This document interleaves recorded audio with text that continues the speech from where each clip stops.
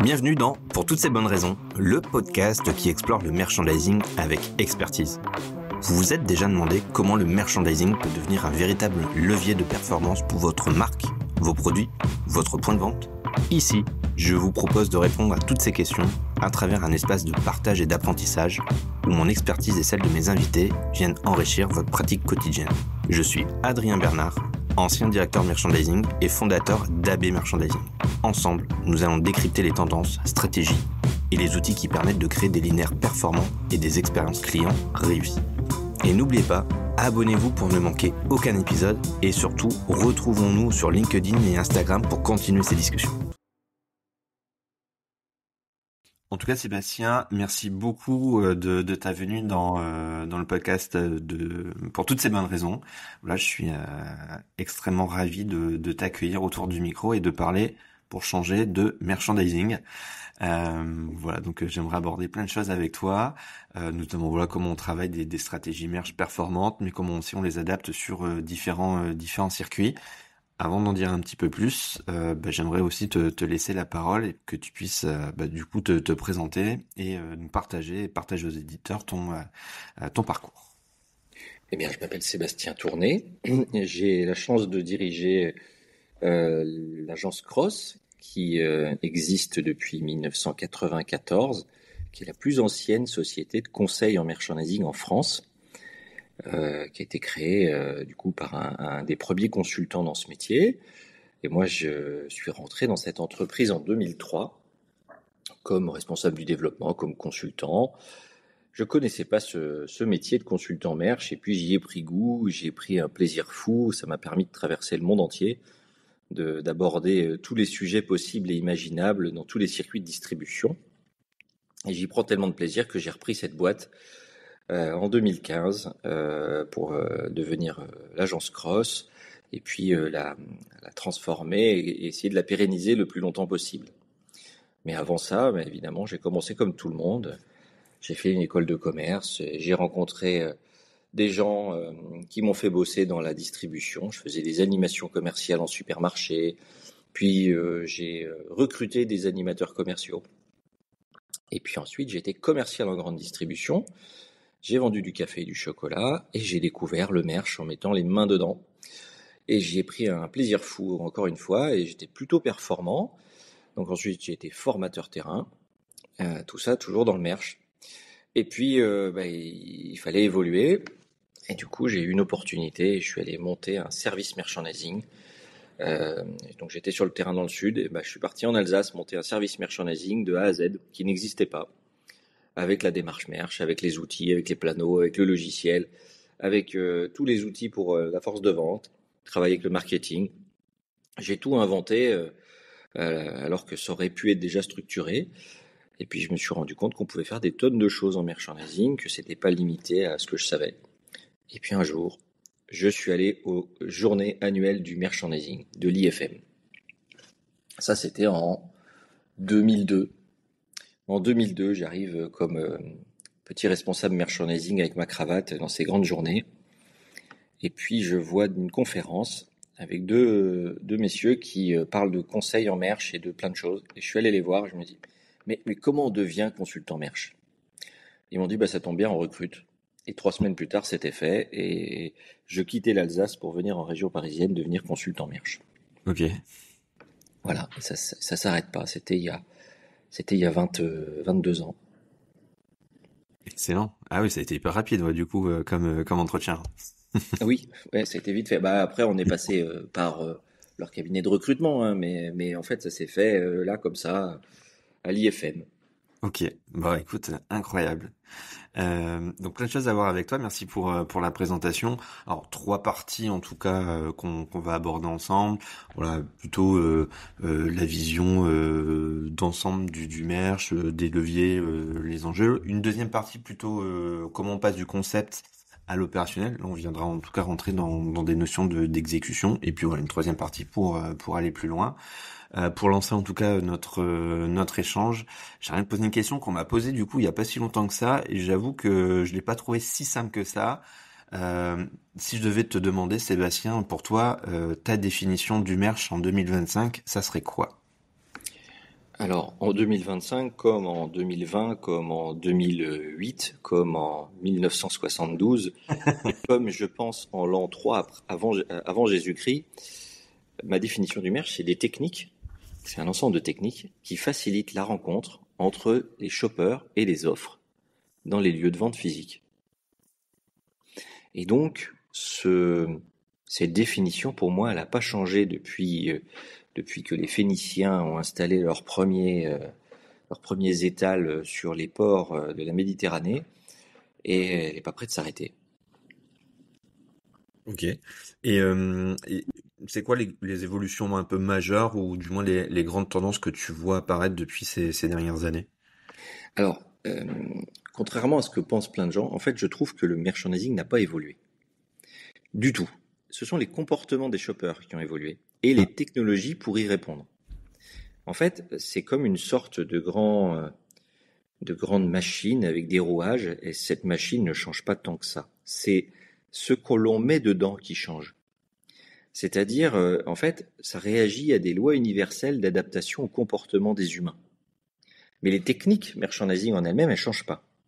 C'est les comportements des humains qui changent, qui évoluent, parce qu'il y a eu des ères de tout design très expérientiel, des ères d'uniformisation, de standardisation des méthodes, des ères de toute gestion et rentabilité.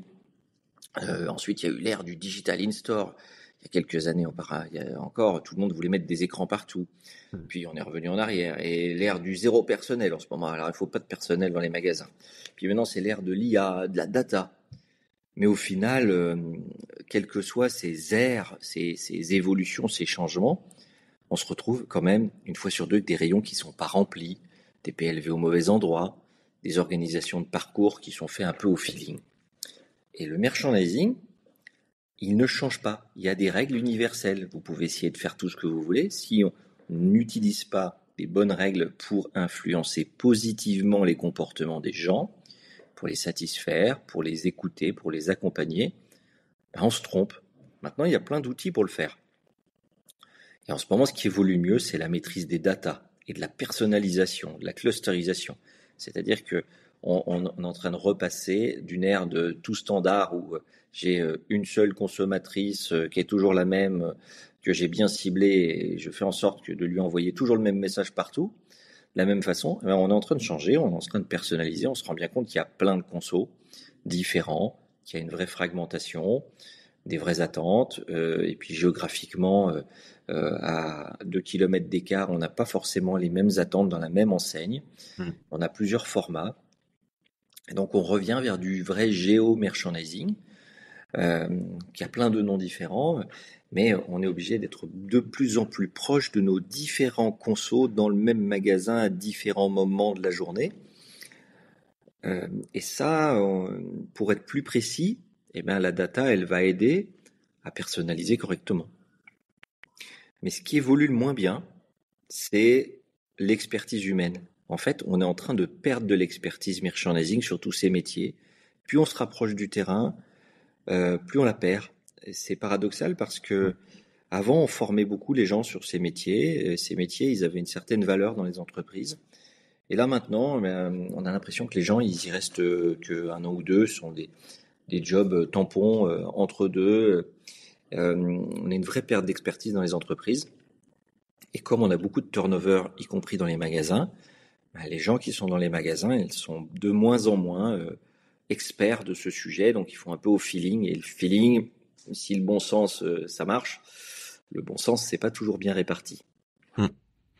Mais comme tu l'évoques là, donc perte d'expertise, perte en tout cas de compétences clés en merch.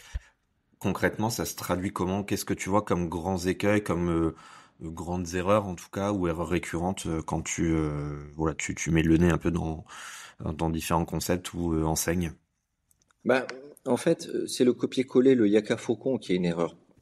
Il y a des gens qui vont vous dire, par exemple, il faut à tout prix mettre le produit le plus demandé tout au fond. Bon, oui, dans certains cas c'est vrai, mais dans plein d'autres cas c'est faux. J'ai vu telle marque concurrente a fait ça, il faut faire pareil. Mais non, euh, elle n'a pas la même problématique, elle n'a pas la même stratégie. Donc, en fait, comme rien n'est analysé, que tout le monde veut faire vite, tout le monde fait mal, tout le monde copie-colle.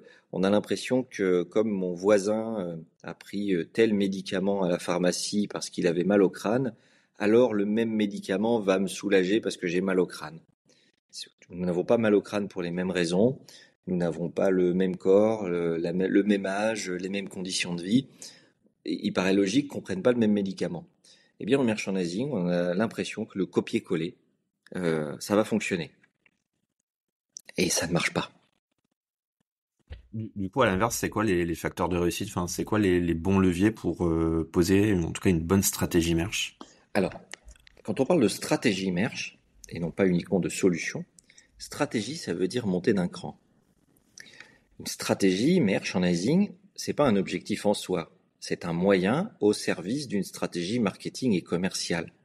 Donc déjà, notre stratégie marketing et commerciale, elle doit être claire. Que je sois une marque ou une enseigne. Une stratégie, ça veut dire je me dis qu'il y a un potentiel de business à aller conquérir sur mon marché et que parmi tous les leviers au service de ce business, il y a le merchandising.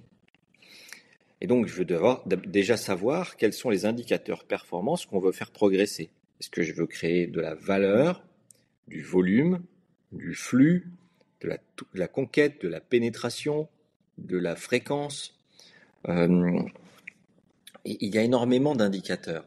Mais ces indicateurs, on ne peut pas courir après tous les indicateurs en même temps.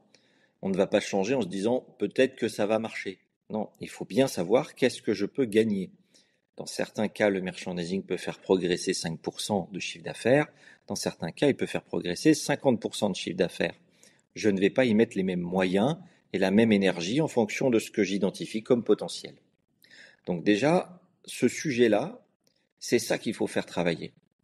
Si on le travaille bien, on est sûr qu'on sait où on va. Ensuite, il faut se poser une deuxième question. Ce potentiel de business, il vient d'un comportement consommateur ou shopper qui n'est pas optimal. Par exemple, si je pense que mon panier moyen en nombre d'articles dans un rayon n'est pas suffisamment élevé, ça veut dire que les consommateurs ou les shoppers, lorsqu'ils sont face à l'offre, ils ne sont pas stimulés. Ils n'ont pas envie d'acheter un produit en plus. Soit ils n'ont pas envie, parce que les produits ne correspondent pas à leurs besoins, soit ils ne perçoivent pas l'offre, c'est-à-dire qu'ils ne comprennent pas la valeur ajoutée de l'offre qui leur est proposée. Ils n'arrivent pas à la lire, ils n'arrivent pas à comprendre les unités de besoin couvertes, ils ne comprennent pas la valeur ajoutée de produits supplémentaires. Ce sont des comportements shoppers négatifs. Ces comportements shoppers, il faut les comprendre, les analyser. C'est ceux-là qui ont une influence négative sur le business et pas d'autres. C'est pas parce qu'il n'y a pas assez de shoppers dans le rayon que mon panier moyen n'augmente pas. Ça n'a pas de rapport. Ce n'est pas le même comportement shopper qu'il faut analyser ou influencer. Si j'ai bien compris quelles étaient les attentes insatisfaites, les comportements à améliorer, alors je vais aller à mon troisième point, qui est l'analyse de la cause de ce comportement. Quels sont les éléments du merchandising actuel qui sont à corriger pour influencer positivement ces comportements qui, eux, sont insatisfaisants. Donc, vous voyez, il y a bien 3 étapes. Il y a une étape de business en amont. Qu'est-ce que je peux gagner comme argent? Deuxième étape de comportement shopper à corriger. Quels sont les mauvais comportements qui font que j'atteins pas ce potentiel? Et puis, une histoire de situation merchandising. Dans l'analyse du merchandising actuel, qu'est-ce qui est à l'origine de ces comportements shopper négatifs? Si j'ai bien fait ce diagnostic en profondeur, alors je vais pouvoir construire une stratégie performante. Tant que j'ai pas fait ça, je vais tout faire au hasard, à l'intuition, au feeling. Alors il y a des gens qui sont talentueux, mais le talent, c'est limité. C'est comme dans tout. Le talent, c'est chouette, mais c'est pas suffisant. Il y a l'analyse en amont, et après on pourra rajouter du talent et de la créativité par-dessus. Merci beaucoup Sébastien. J'aime beaucoup ce que tu évoquais. Hein. Le merch, c'est bien un appui de la stratégie commerciale et donc c'est un levier pour aller chercher les objectifs. Donc derrière ça sous-entend voilà, poser ses objectifs, poser des diagnostics. Voilà, c'est bien un outil pour aller chercher cette performance. Oui, et c'est pas un but en soi. Hein. J'ai déjà rencontré des entreprises qui voulaient faire du merchandising extrêmement élaboré. après avoir fait leur diagnostic, j'aurais dit mais n'en faites pas. En fait, vous n'avez pas d'intérêt à faire du merchandising. Aujourd'hui, votre marque n'est pas assez présente, elle n'est pas assez stimulante. En fait, votre problématique, elle est pas merchandising. Votre problématique, elle est dans l'offre, elle est marketing, elle est amont, elle est plein d'autres choses. Et avant de penser à faire du merchandising, parfois, il y a plein d'autres choses à faire. Donc, c'est pas la peine de s'épuiser à faire quelque chose en espérant que ça va marcher, si on sait d'office que ça ne va pas marcher.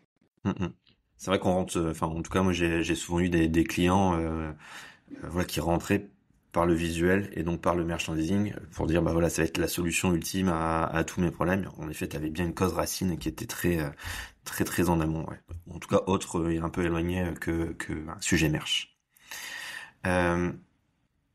Tu interviens aussi sur des sujets de retail design. Alors j'aimerais bien qu'on creuse aussi un petit peu ça, enfin du moins ton point de vue là-dessus. J'aimerais bien savoir, toi, comment tu définis un peu cette frontière, ou est-ce que c'est plutôt de la complémentarité avec le merch, ou est-ce que ben voilà, pour toi c'est quand même deux disciplines différentes. C'est quoi ton point de vue là-dessus? Alors aujourd'hui, ce sont deux disciplines différentes parce que ce n'est pas la même approche. Mais les deux doivent se compléter et travailler ensemble, ce qui n'est pas souvent le cas malheureusement. Si je m'explique, le retail design, lui, il a deux rôles majeurs tels qu'il est travaillé, l'expérience et le branding. La première chose, c'est l'expérience. On se rend compte qu'un shopper, il va en rencontre d'une offre dans un magasin, il aspire plus ou moins consciemment à vivre une expérience sensorielle, émotionnelle. Donc le lieu, son architecture, ses outils vont stimuler ses sens pour influencer positivement ses comportements et pousser cette visite vers des actes d'achat. On est quand même dans un lieu de performance économique, donc on souhaite qu'à court ou moyen terme, ça se transforme en transaction économique. Mais on voit bien qu'on est dans la sensorialité, donc l'architecture, puisque le sens le plus stimulé, c'est l'œil, mais on va y rajouter d'autres choses comme le toucher, comme le son, comme parfois l'odeur. Mais on va stimuler ces sens finalement via des outils extérieurs. Et puis, le deuxième objectif de notre retail design, c'est le lien avec la marque. La marque hôte, l'enseigne, transmet tous les codes de son univers de marque via le design du lieu, mais aussi via du visuel merchandising. Parce que le visuel merchandising, comme son nom l'indique, est visuel, donc il est dans la stimulation sensorielle avant toute chose, et donc il va aller mettre en musique les codes de la marque. Et là, on est très proche du design. C'est pour ça d'ailleurs que beaucoup de visual merchandisers viennent de formations très design. Et donc on a ces deux expressions du retail design qui sont très sensorielles et branding pour transmettre tous les codes d'une marque qui sont vraiment très très puissants. Mais malheureusement, il faut que ce soit travaillé avec le merchandising, c'est-à-dire que on va travailler la coque, on va travailler une partie de l'expression, l'offre, grâce au retail design, mais on a besoin du merchandising pour organiser la rencontre avec les offres de façon efficace, de façon efficiente aussi, pour transformer cette efficacité. Malheureusement, dans beaucoup d'entreprises, la collaboration entre ces deux compétences et ces deux expertises n'est pas bien orchestrée. C'est souvent l'un puis l'autre, l'un ou l'autre, mais pas souvent l'un et l'autre avec un même niveau. Vous avez des concepts qui sont faits par des grandes agences de design avec l'équipe marketing et dirigeante. Et puis une fois que tout est fini, on dit au merch, tiens, débrouille-toi pour essayer de me faire rentrer les produits là-dedans. Bon, je grossis un peu le trait, mais ça arrive assez fréquemment. C'est trop tard. Souvent, on commence par démolir en disant, bah oui, mais moi, mon offre, elle rentre pas là, justement. Il faudrait qu'on rechange tout ça. C'est pas possible, forcément. Et à l'inverse, on a des concepts qui sont très bien réfléchis d'un point de vue merchandising, puis après, il n'y a plus du tout de place pour l'expression créative, pour l'expression de la marque, pour l'identité, parce que c'est très fonctionnel, très bien rangé, très bien structuré, très rendement au mètre carré. Mais on nous oublie tout plein d'émotionnel, d'envie, de différenciation concurrentielle et d'expression de la marque. Donc il faut que ce soit très bien équilibré. Il faut que ce soit un média fort de la marque enseigne et puis un concept qui vend. Cet équilibre-là, c'est le plus difficile à trouver. Merci Sébastien. Ouais, je confirme. Je trouve que la complémentarité retail design et merch, elle est sur le papier, elle est extrêmement importante, mais dans les faits, c'est quand même assez délicat. Et tu as commencé un peu à évoquer, et tu as parlé de concept, un bon concept de magasin. Alors, tu as dit un concept qui vend, mais un bon concept de magasin, pour toi, c'est quoi? Qu'est-ce qu'on attend d'un bon concept de magasin? C'est un média, hein, c'est une marque. Hein. On a un problème aujourd'hui, c'est que on a énormément de médias. Et le magasin, c'est le seul média dont on peut mesurer la rentabilité à court terme. C'est le seul média qui est permanent et non éphémère, hein, parce que les autres médias de communication marketing, ils sont éphémères. Hein, la pub télé, la pub dans le métro, les bandes internet, les pop-up sur votre téléphone, enfin tous les outils des réseaux sociaux, tout ceci est éphémère. Ça peut être là aujourd'hui, ça ne sera pas demain si on veut. Et puis c'est mouvant. C'est-à-dire que je reçois un nombre de stimulations de plein de marques par tous ces médias qui est très important, qui est très nombreux. Donc il faut me répéter énormément les stimulations pour que je m'en souvienne. Un concept point de vente, il est là. Le magasin, il est physiquement là. Je vais le rencontrer moins souvent que les autres médias, mais je vais le rencontrer de façon pérenne, de façon permanente. Et puis je vais le ressentir. Je ressens pas grand-chose sur mon téléphone portable. Enfin, rien qui va rester dans ma mémoire longtemps. Là, chaque communication de la marque envers ses consommateurs cibles, elle va être pérenne, elle va rester, elle va être ancrée dans la conscience, dans le corps de l'individu. Donc, il faut être conscient que quand j'investis dans ce média magasin, j'investis à long terme. Et donc, en ça, le concept doit être réfléchi à long terme, et puis il doit développer de la performance économique parce que il fait beaucoup de choses. Il occupe des mètres carrés, il occupe des humains, il occupe du stock. Et donc c'est une équation économique qui est beaucoup plus complexe à travailler qu'un site internet ou d'autres médias de communication. Donc un bon concept, il est bien vendeur, il est très rentable économiquement et il est rentable à long terme pour construire une marque. Justement, tu as peut-être des cas d'usage, mais en tout cas, je sais que tu as travaillé sur des sujets de concept et tu as accompagné en tout cas des projets là-dessus. Euh, Est-ce que tu as une sauce magique pour à la fois bien accompagner les équipes terrain dans la mise en place de ces nouveaux concepts et puis surtout comment bien aligner à la fois des équipes sièges, des équipes créa, merch autour de ces notions de sujets de nouveaux concepts ou projets concepts. Alors la sauce magique, ça n'existe pas. Je reviens toujours à la méthodo. Hein. Je suis un peu cartésien. Je crois pas beaucoup en la magie, malheureusement. Mais si je devais faire une recette de cuisine plus qu'une magie, je commencerais par quelque chose de simple.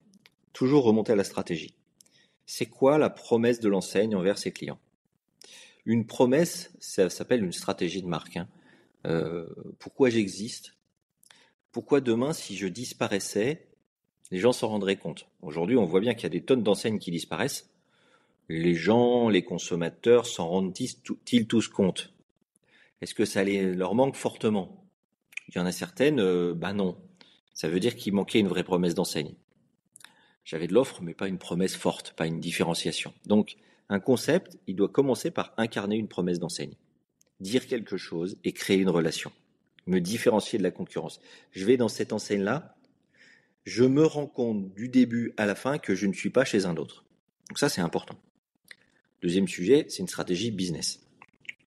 Qu'est-ce que je veux influencer, encore une fois, comme indicateur de performance? Je ne peux pas tout faire. Un parcours qui va être court, il va réduire le panier moyen, mais il va améliorer la fidélité et l'image prix. Un parcours qui va être long, il va augmenter le panier moyen, mais il va donner l'impression que je dépense plus. Et puis, il va rendre la sensation de temps passé pénible.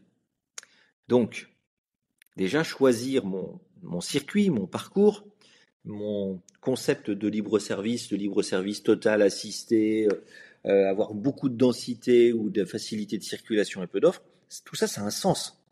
Ça a un sens par rapport à une stratégie, une vision et une relation que je veux créer avec les clients. Et donc, si j'ai une vraie stratégie et qu'elle s'exprime clairement dans mon concept, ensuite, les équipes terrain, elles doivent le comprendre.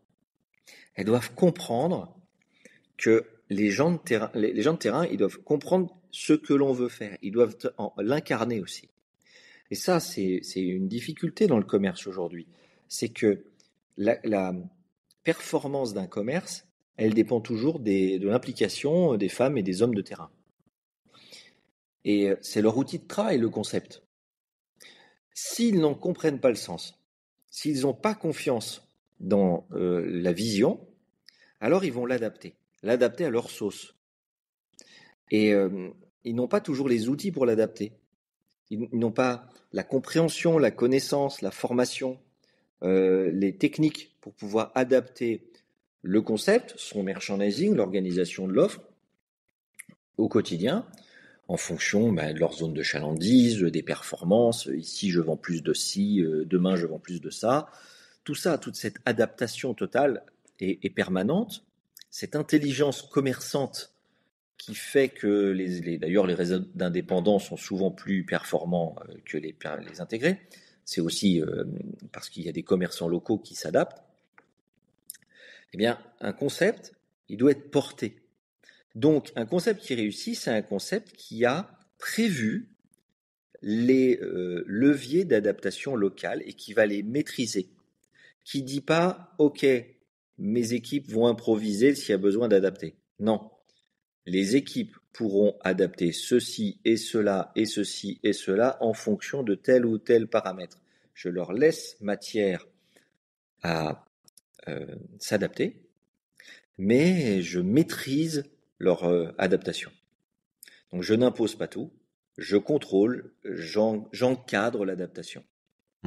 Ça, si c'est bien compris, si c'est bien transmis, ça veut dire par de la communication, ça veut dire par de la formation, par des outils, eh bien, on peut avoir des choses géniales dans les magasins parce que les gens s'adaptent, sont souples, se retournent, mais ne cassent pas l'ADN du concept et de l'enseigne. Ok, bon, on en revient souvent un peu au fondement d'un bon projet. C'est bien comprendre les objectifs et le sens de départ, accompagner, former, et puis embarquer. Souvent, tu vas voir que depuis le début, je ne réinvente rien. Je reviens souvent à des fondamentaux. Je passe parfois pour pas un vieux con, mais pas loin. Quand les gens me demandent c'est quoi la dernière innovation, la dernière innovation, c'est de prendre les choses une par une, de faire dans l'ordre et de pas faire tout vite en descendant comme ça à toute vitesse avec la dernière idée voilà, sans savoir pourquoi. On va faire des starter packs, on va faire des choses, on va faire des trucs. Non, en fait, prenons notre temps. On est dans un monde où il faut tout inventer, tout réinventer du jour au lendemain. Or, le retail, c'est pas un monde qui se réinvente en 5 minutes. Les bons commerçants, ceux qui fonctionnent dans tous les circuits de distribution, c'est souvent des modèles éprouvés depuis un bon moment, qui s'améliorent, qui progressent, qui évoluent, qui s'adaptent, mais ils se transforment pas profondément. On n'a pas vu de transformation de système de distribution depuis je ne sais même pas quand. La dernière fois, c'est le lancement des hypermarchés. Depuis, à part le format qui est passé à très gros puis qui repasse à plus petit, il n'y a pas de modification très lourde. Dans le bricolage, c'est pareil. Il n'y a que le textile qui est en train de s'écrouler parce que il s'est pas transformé aux attentes des consos. Mais sinon, les modèles, ils se transforment pas très profondément. Ils évoluent par morceaux. Et justement, Sébastien, tu as eu un coup de cœur ces derniers temps sur, je sais pas, une démarche merch, un concept en particulier. Il y a quelque chose qui t'a un peu sauté aux yeux? Bon, j'ai pas des gros coups de cœur. Mes coups de cœur, il y en a un qui est permanent en fait à chaque fois, mais c'est Decathlon, Ouais. parce que cette boîte bleue sans émotion qui fonctionne toujours autant parce qu'il y a une efficacité, une pédagogie, une simplicité, une proximité sur l'attente du conso. Ça, c'est génial. Et puis, les équipes sont toujours impliquées. C'est un des rares endroits où il y a toujours un vendeur qui est sympa, qui est en capacité de trouver une solution. Donc ça, j'aime ce côté simple. Après, les derniers concepts de Lacoste, ils sont intéressants parce qu'il y a une ADN de marque qui est si évidente, qui est travaillée, qui est en profondeur. Il y a vraiment des choses intéressantes. Et dans l'alimentaire, j'aime bien le renouveau de Naturalia. Mm. Je trouve qu'il y a une proximité, il y a une promesse de mieux consommer. Et c'est assez tenu parce que c'est difficile d'aller comme Biocop dans le tout bio à tout prix. Ils ont réussi à trouver un équilibre de manger mieux sans être drastique sur tout. Puis c'est complexe, et puis les marchés, ils sont techniques, ils sont assez chers quand même, ils sont obligés de garder un certain niveau de prix élevé euh, parce que les produits sont chers, les produits de qualité, mais ils restent simples, très accessibles. Je crois que ça fonctionne pas mal.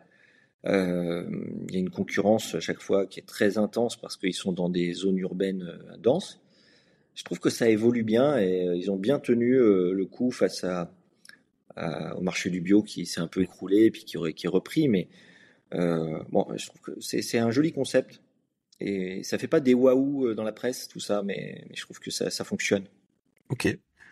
Pour aller un peu plus loin, bon, on va toujours continuer sur le merch, mais je sais que tu as une belle actualité en ce moment. Tu vas sortir un livre. Et Euh, oui. alors du coup, est-ce que tu peux nous en dire un petit peu plus et pourquoi aussi c'était important pour toi de faire ce projet? Alors, c'est un peu arrivé par hasard.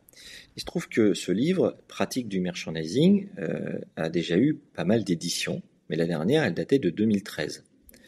Ce sont mes anciens patrons, les deux personnes que j'ai rencontrées à l'IFM et qui m'ont embauché ensuite, Dominique Mouton et Godéric Paris, qui ont écrit ce livre euh, au début des années 2000, et puis ils ont eu plusieurs rééditions. Mais depuis, ils ont pris leur retraite de ce métier, et lorsque Duno les a rappelés l'été dernier pour refaire une édition, parce que la dernière datait de 2013, ils se sont tournés vers moi en disant oui, mais nous, on a arrêté, il faut contacter Sébastien. Déjà dans la précédente édition, j'avais donné quelques éléments complémentaires, et puis du coup, je me suis lancé dans le projet. En septembre, en acceptant de tout rendre à Noël.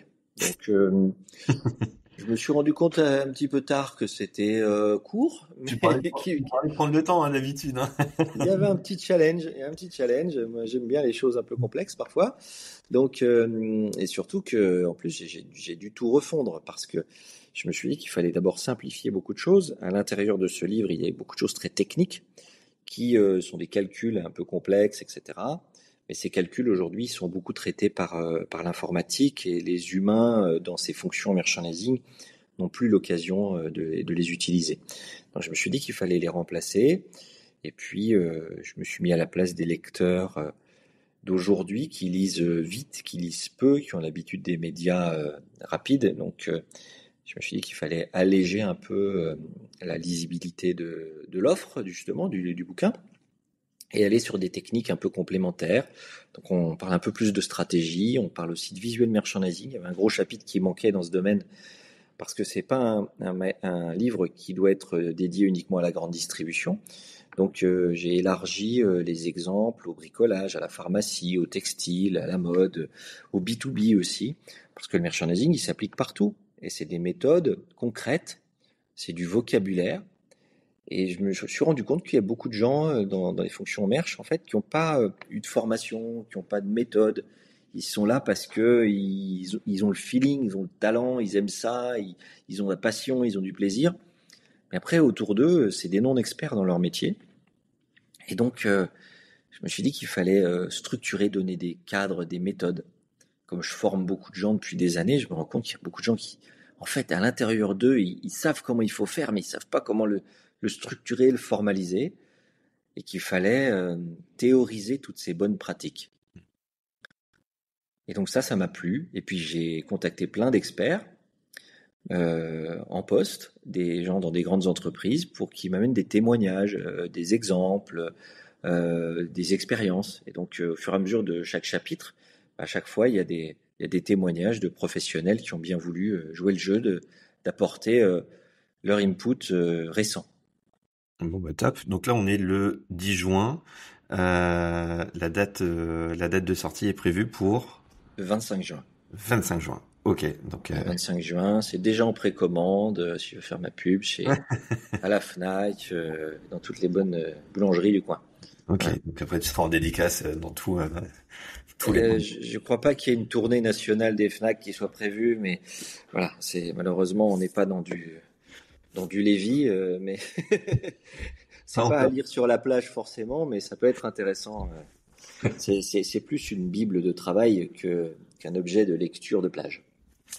Alors on l'a un petit peu évoqué tout à l'heure. Tu disais que voilà, il y avait différentes phases, etc. Mais ouais, est-ce que tu arrives quand même à, pardon, est-ce que tu arrives quand même à avoir une émergence ou des tendances en ce moment qui, voilà, soit des signaux faibles ou un back to basique. Voilà, qu'est-ce que tu vois en ce moment en termes de transformation merch? Euh, bah, la data, elle est un peu plus précise et pointue, et je pense que l'IA peut nous faire gagner des choses si c'est bien utilisé. Mais encore une fois, pour que le local devienne intelligent. Aujourd'hui, vous avez des sièges sociaux, que ce soit pour un industriel qui a une marque qui est distribuée dans plein de circuits de distribution ou une enseigne. Il y a des gens au siège qui sont brillants, qui sont payés pour réfléchir, pour analyser la data, l'utiliser, élaborer des concepts, des stratégies, des solutions, etc. Quand ça arrive sur le terrain, il y a une réadaptation permanente qui est nécessaire. Il y a deux grands axes en fait qui font que ça se modifie tout le temps. Il y a les humains localement qui sont de plus en plus différents. Il y a une vraie fragmentation des consommateurs. Et puis il y a une temporalité qui fait que les choses changent vite. Avant, un concept, une stratégie merge, ça durait 5 ans, 7 ans. Euh, C'était voilà, les marchés ne se retournaient pas comme ça. Aujourd'hui, on a à peine le temps de faire des tests, enfin de construire, d'élaborer un concept, de le tester, qu'il est déjà presque caduque. Donc, parce que les concurrents, les technologies, les shoppers, ils se lassent vite, ils changent tout, etc. Donc, ça veut dire qu'en moins de 3 ans, notre concept, il doit avoir évolué. Or, d'un point de vue économique, c'est pas possible.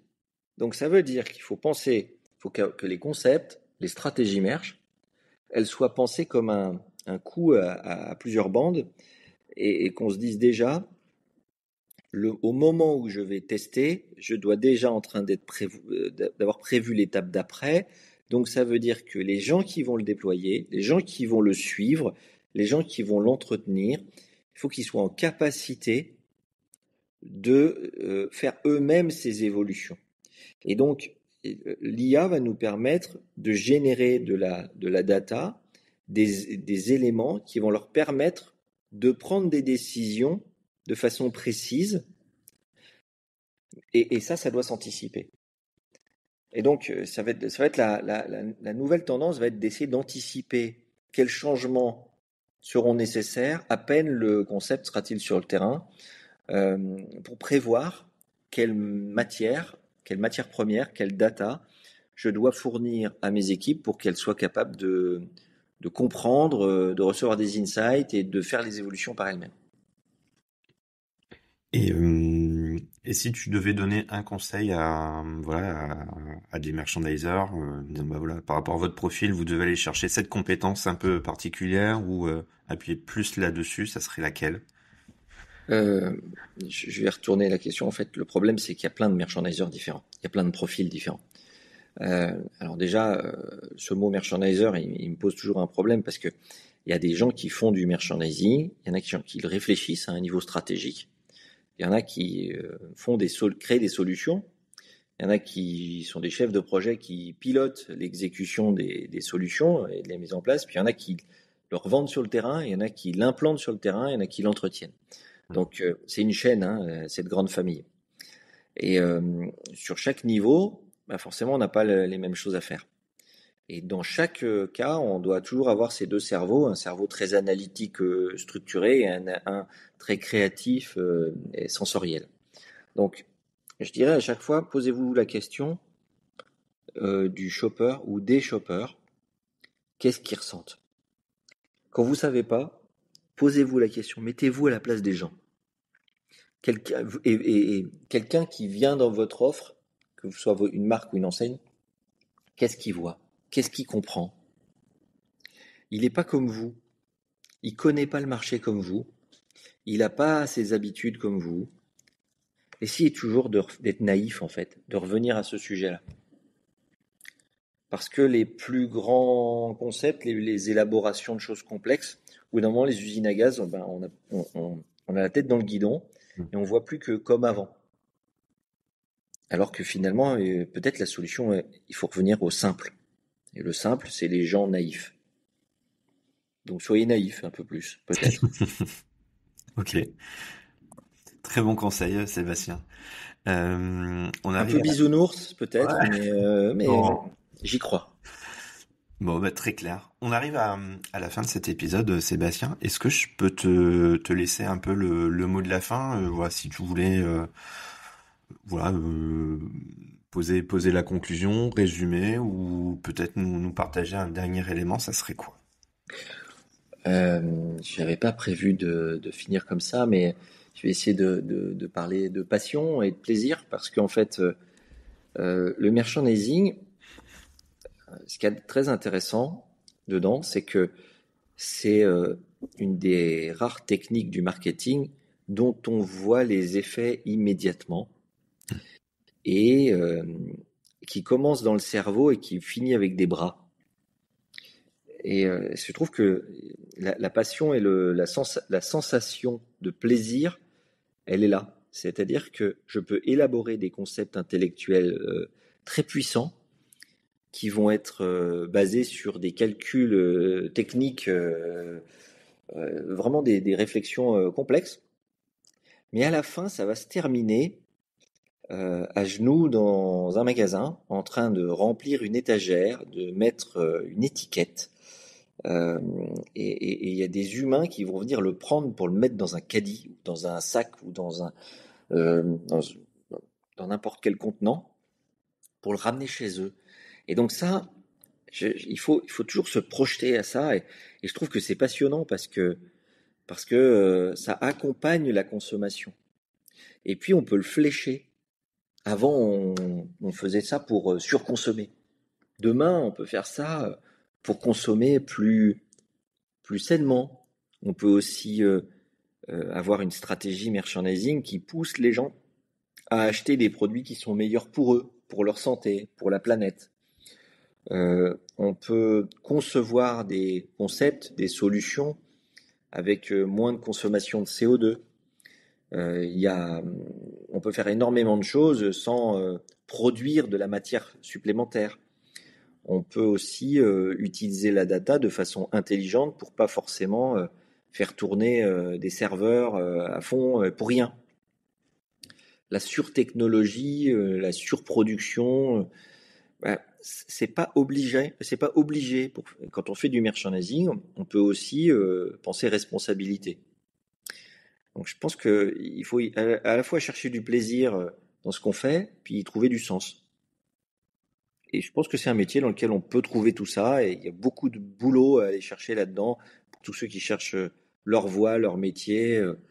Investissez-vous dans ce genre de job, il y a tellement de choses à faire. Bon, en tout cas, passion de plaisir, je pense que tu nous l'as bien partagé au cours de cet échange. Donc, merci beaucoup Sébastien pour voilà pour ce partage, ta vision et tous ces éléments. Moi, je vais retenir trois choses de cette discussion. Le merch est bien un appui, en tout cas de la stratégie commerciale. Voilà, en tout cas, tu l'as exprimé comme un levier d'atteinte des objectifs. Que la promesse d'enseigne, ben, elle alimente aussi le concept. Et voilà, que celui-ci doit être bien réfléchi à long terme avec aussi une équation économique.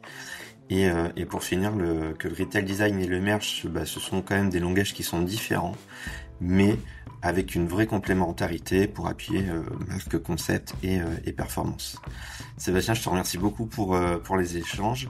Et du coup, je me dis à très bientôt, parce que j'ai hâte de découvrir le livre et de le dévorer sur la plage quand même, hein, pour moi. Mais en tout cas, hâte d'avoir le livre entre les mains.